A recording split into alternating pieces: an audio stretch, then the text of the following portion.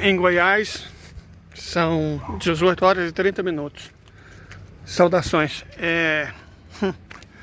Como nós já estamos nos aproximando do inverno, as noites começam cada vez mais cedo.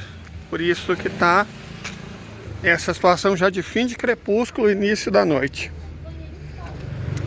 O que me lembra a música do Paulinho Pedra Azul, sob a luz crepuscular. E por falar em crepúsculo, vai ser o nosso eixo temático da live de hoje, que eu gostaria que vocês assistissem.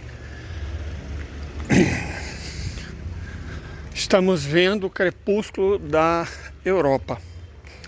No caso dos Estados Unidos, a analogia correta seria uma implosão. No caso do Estado ilegítimo, seria uma explosão. Mas a Europa está numa situação tão triste, deprimente, lastimável, que ela não tem energia nem para queimar. O que vai acontecer com ela bom, o mesmo que está acontecendo com a luz do sol. O crepúsculo está se abatendo sobre o continente europeu. Já estamos quase de noite na Europa. É uma situação, cara, eu lembro, eu sou velha, né? Eu lembro dos meus livros de geografia quando eu estava começando. E eu li os do meu pai também, né? Adorava os livros de geografia do meu pai. Meu velho estudou na década de 70. Né? Meu velho estudou na década de 70. Fez o ensino médio, só o primeiro ano. Nem chegou a terminar porque ele casou. Mas eu achava mal barato os livros dele. E aí tinha, né? Você tinha uma preocupação com o conteúdo naquela época. Você tinha. Aí depois eles inventaram até uma ofensa conteudista. Como se conteúdo não importasse mais. Sinceramente, e um dos motivos de eu ter deixado da aula, eu não entendo mais o que é importante. Porque se não é conteúdo, qual que é a lógica? Eu olhava os dados e ficava admirado, né? População da Alemanha Ocidental, acho que 62, 63 milhões de habitantes. Da Alemanha Oriental, 16 milhões. França, Itália, Reino Unido, na faixa de 54, 57, 59 milhões de habitantes. A Bulgária tinha 10 milhões. A Iugoslávia, 23 milhões. A Romênia, uns 25 milhões. E as rendas per capita, né? 6, 8 mil dólares. Era um continente que parecia vibrante. Aí, eu sei que na plataforma, infelizmente não, mas na rede tóxica, tem algumas pessoas que são meus mutuais, que nasceram, cresceram, se tornaram adultos na Europa. E tem um italiano em particular, que depois da queda do Muro de Berlim, da assinatura do Tratado de Maastricht, ele percebeu as coisas ficando erradas e ao invés de insistir, ele veio para o Brasil. E ele conta coisas muito interessantes sobre a Europa nessa época. Com o salário de um trabalhador era perfeitamente possível, antes dos 30, comprar uma casa, sabe, montar uma família e tudo mais.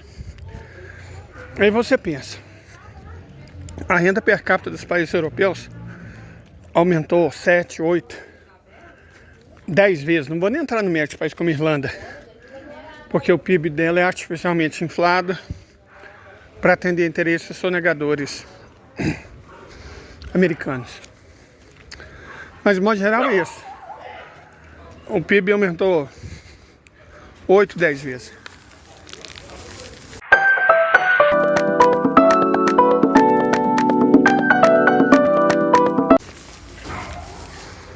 E a qualidade de vida das pessoas despencou. A qualidade de vida das pessoas despencou.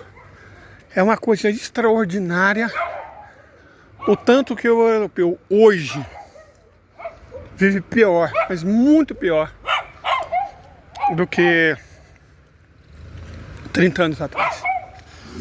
Não tem comparação. E uma coisa interessante nisso tudo é que, e esse é um ponto que a gente tem que destacar, é que as grandes empresas europeias, os bancos europeus, cresceram em valor muito mais que o PIB. A renda per capita das pessoas, se a gente for olhar, aumentou, como eu disse. O PIB aumentou enormemente, a renda per capita aumentou enormemente. Mas as pessoas vivem muito mal, muito pior do que viviam antes. Viver em Portugal, por exemplo, que é um país que enriqueceu muito, é inviável. Uma pessoa que chega aos 28, 27 anos, dificilmente tem dinheiro para comprar uma casa própria. Dificilmente tem dinheiro para aluguel. A mesma coisa vale para a Espanha, e vale para a França, e vale para o Reino Unido, Holanda, Estados Unidos, Alemanha, Estados Unidos. Então, como isso foi possível? Como a renda cresceu tanto, né, do ponto de vista nominal, e a qualidade de vida das pessoas degringolou tanto. Isso acontece, gente, porque a moeda não reflete mais a riqueza. Na verdade, o grande projeto dos Estados Unidos para a Europa foi o euro. A partir da criação do euro, na Itália foi uma coisa impressionante. A moeda era a lira, né? Na cotação oficial, um euro não deveria custar 800 e algumas liras. Não me lembro bem dessa discussão, 835 por aí. E quando foram converter os preços de lira para euro, eles arredondaram para 1.000. Traduzindo, houve uma inflação imediata de mais de 20% em todos os preços da Itália. Quer dizer que num dia só, transição da lira para o euro, os italianos ficaram 20% mais pobres. Num único dia. Em um único dia. E aconteceu um fenômeno semelhante em toda a Europa. A criação do euro empobreceu todos os europeus. Os seres humanos, não as empresas, não os bancos. Esses ganharam muito dinheiro. Veja só que coisa interessante. Então, o colega italiano que resolveu vir para o Brasil depois da criação do euro, ele tinha uma percepção muito astuta do que estava acontecendo. Ele entendeu.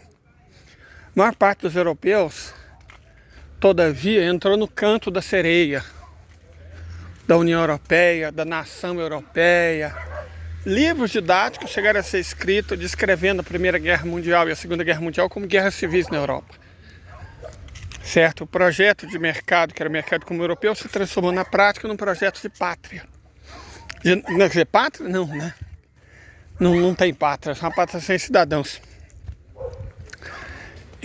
De desestabilização e até extinção dos Estados Nacionais em prol da União Europeia. O Tratado de Lisboa só confirmou isso.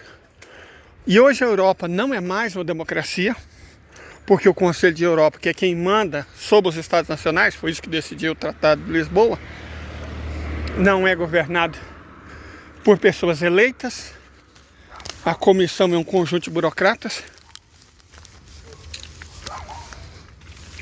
que impõem as leis sobre os países europeus e as sociedades europeias e se submete, por sua vez, aos ditames do Banco Central Europeu.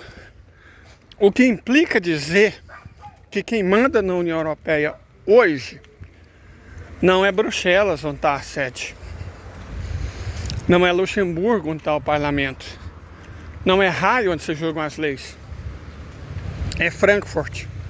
onde se emite o dinheiro e as regras. E como Frankfurt está subordinado a Washington, a União Europeia representa a perda da independência dos países europeus. Esse é o ocaso da Europa, certo? O ocaso aconteceu ao longo dos anos 1990, 2000, 2010. Agora é o crepúsculo. E por fim, mal dá para vocês verem uma faixa roxa lá no fundo. Já chegou a noite para a Europa.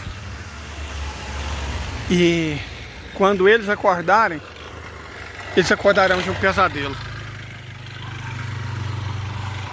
Para azar deles, para nossa sorte. Até a hora da live. Muito obrigado.